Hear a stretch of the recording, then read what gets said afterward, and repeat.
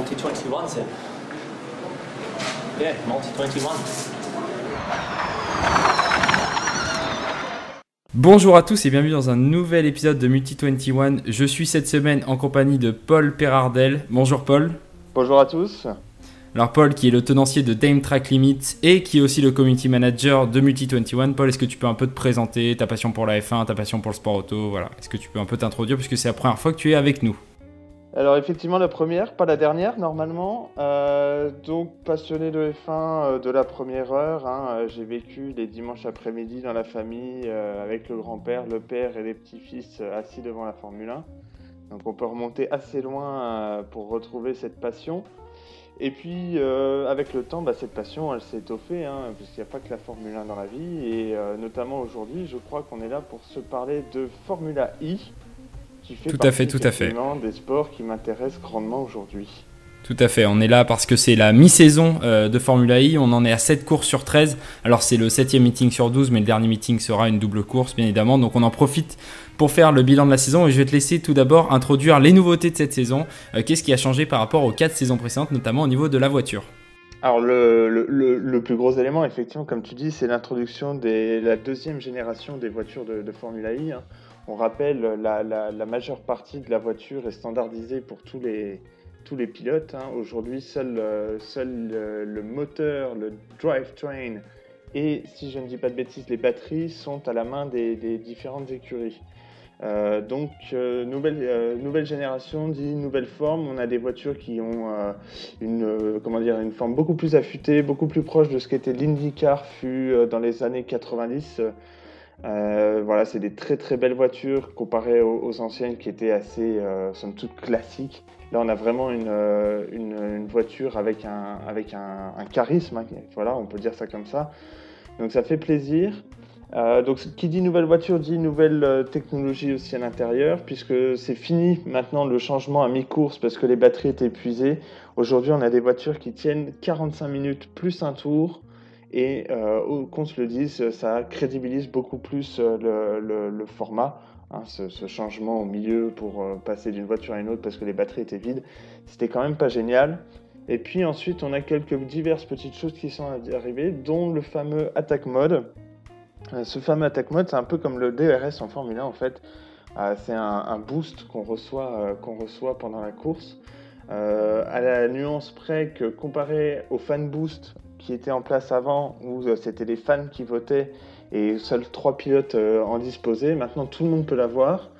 Et contrairement donc au DRS, comment est-ce que s'active cet Attack Mode? En fait, c'est en passant dans une zone formellement indiquée sur le circuit. Les pilotes disposent de, je crois, 25 kW pendant 4 minutes. 25 kW supplémentaires. Donc contrairement au DRS, on se contente d'appuyer sur un bouton et hop, on a un coup de boost dans une ligne droite. Là, il faut quand même se mettre en danger parce que les zones de déclenchement sont dans des zones évidemment difficiles à atteindre. Donc il faut se mettre en danger par rapport aux autres pour ensuite disposer de ce boost. Voilà, je pense que t'as fait le tour des nouveautés de façon très, très complète. Et toi, qu'est-ce que t'en as pensé de toutes ces nouveautés? Comment tu les as accueillies? Est-ce que pour toi, tu l'as dit au niveau de la batterie, du format, ça fait un peu plus sérieux maintenant? Est-ce que tout le reste des nouveautés, notamment cet Attack Mode, c'est quelque chose pour toi qui a embelli la Formule 1? Alors j'étais un peu sceptique au départ, qu'on se le dise. J'aimais beaucoup le côté intégrer les fans dans la course via le Fan Boost, mais c'est vrai que c'était assez... inégal pour tout le monde. C'était vraiment pas génial, je trouvais, finalement. Alors que cet attack mode ouvert à tous, et surtout le côté se mettre en danger, on l'a vu dans la plupart des courses à chaque fois, des pilotes se mettre en danger. Je crois que Lotterer notamment a perdu plus ou moins la tête d'une course à cause de ça. C'est quelque chose de particulièrement intéressant parce que ça implique vraiment que le pilote se mette en danger et risque de perdre une place pour ensuite en gagner une hypothétique. Donc j'apprécie énormément ce côté un peu pas roulette russe, mais si on veut un bonus, c'est à double tranchant, donc il faut bien réfléchir à ça. Alors ça, c'était tout ce qui était annoncé avant le début de la saison pour embellir le spectacle. Et il faut dire que ça a plutôt bien marché puisque contrairement à l'an dernier, on avait eu seulement 5 vainqueurs en 12 événements. Là, on en est déjà à 7 vainqueurs différents en 7 courses, 7 vainqueurs de 7 écuries différentes. Donc c'est vrai qu'on a une grande variété de vainqueurs. Est-ce que pour toi, la saison pour l'instant est réussie d'un point de vue spectacle, d'un point de vue incertitude? Ça, je pense qu'on est tous d'accord que oui. Mais pour toi, est-ce que c'est vraiment validé? C'est une des meilleures, voire la meilleure saison de Formule E. Qu'est-ce que tu as pensé de cette première partie de saison pour le moment? Alors, la meilleure, je ne porterai pas de jugement, mais en tout cas, oui, assurément une saison réussie. On pourrait dire effectivement un vainqueur, une course côté roulette russe, c'est pas crédible. Mais au final, quand on regarde le classement général, hein, la plupart des têtes de pont sont là, hein. Jérôme D'Ambrosio en tête, D'Acosta deuxième, Lauterer en 3, Verne qui est 7e, Sam Bird 8. Voilà, globalement, effectivement, je pense que on commence déjà à bien voir se dégager quand même la hiérarchie. Et c'est pas, on retrouve des petits gars qu'on n'a jamais entendu parler qui finissent premiers une fois sur deux.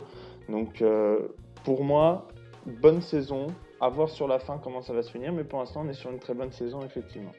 Alors justement, si on parle de la suite de la saison, qu'est-ce que toi t'envisages au niveau de la suite de la saison? Est-ce que tu vois de nouvelles écuries gagner? On sait que 4 écuries n'ont toujours pas gagné, notamment Nissan Idams, qui faisait figure de favoris en début de saison. Ou est-ce que tu vois les personnes qui sont en tête aujourd'hui, notamment D'Ambrosio, D'Acosta, on peut penser à Vergne ou à Lucas Di Grassi, converger vers la tête de la course jusqu'à la fin de la saison pour le titre?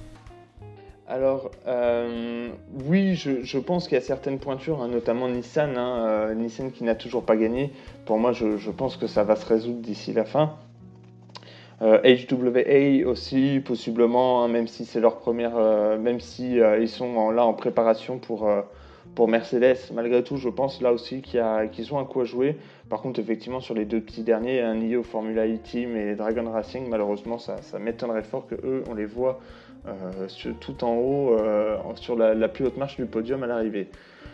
Concernant les vainqueurs, effectivement, ça m'étonnerait qu'on reste sur un vainqueur différent jusqu'à la fin de la saison. Ce serait quand même assez incroyable. Il y a peut-être un petit billet à placer, hein, là sur des paris en ligne, mais moi personnellement, je ne le ferai pas. Je pense effectivement qu'on va voir du Jean-Éric Vergne, du Sam Bird ou même du Lauterer revenir sur la plus haute marche du podium. Ça ne m'étonnerait vraiment pas. Si je dois faire des pronostics, effectivement, il faut voir notamment notre Jean-Éric Vergne national. Hein, pour moi, à chaque fois qu'il finit, il est dans les gros points. Mine de rien, il n'a fini que 3 courses et il est quand même 7e. Donc ça montre quand même un peu la pointure du champion en titre. Pour moi, effectivement, il a un gros coup à jouer d'ici la fin. Lauterer aussi, hein, la Techeetah, qu'on se dise, avec DS, ça marche très fort. Et puis après, effectivement, quand on regarde les points d'Ambrosio, il n'est pas premier par hasard. Hein, pareil, il score régulièrement. Il n'y a qu'une course, la course chinoise qu'il n'a pas terminée. Mais sinon, il score régulièrement. Voilà, Mitch Evans aussi, pareil, hein, qui a scoré à chaque course. Donc pour moi, ce sont des clients. Et effectivement, si je devais en citer un, pour moi, hein, on va jouer chauvin. Ce sera Jean-Éric qui sera tout en haut à la fin. Donc justement, tu vas être notre oracle aujourd'hui. Je vais te laisser nous donner quel sera ton podium final de ce championnat du monde de Formule E et quel sera le vainqueur constructeur selon toi. Alors le constructeur, Techeetah, vous allez très vite comprendre pourquoi, puisque pour moi le top 3 derrière, hein, c'est Vergne en premier, D'Ambrosio qui finit deuxième et compléter le podium complété par Lauterer. Donc voilà, les deux Techeetah sur le podium, donc forcément ça fait Techeetah vainqueur à la fin. Bah c'est effectivement c'est une des écuries qui est le plus à même d'aller chercher ce titre. C'est vrai que Mahindra aussi fait figure de grosses pointures et BMW Andretti qui cette saison a impressionné. Alors justement, toi, quels sont les tops que tu as au niveau de cette saison? Quelles sont les écuries et les pilotes qui pour toi ont tenu leur rang ou alors qui ont outrepassé leur rang et qui ont été encore plus impressionnants que ce que tu pensais? Alors mes tops, Techeetah encore une fois, hein, ils confirment, ils ont gagné, enfin Vergne a gagné l'année dernière, ils sont encore là dans les gros coups aujourd'hui. On disait c'est une petite écurie, ils vont pas durer. Et puis ils ont signé le deal avec DS et pour moi effectivement ils sont là pour s'installer, pour rester longtemps. Donc clairement un top. Mahindra aussi, hein, qui est là depuis quelques temps et qui confirme au fil des saisons. Donc pour moi effectivement ça fait partie des tops. Et puis enfin un dernier, s'il fallait citer, C'est les petits gars qui sont là depuis le début, que ça fait plaisir de voir confirmer au fil du temps. Et qui montrent que c'est pas parce qu'on arrive de la F1 ou quoi que ce soit qu'on va tout de suite gagner, hein. La Formule I, c'est monté en puissance.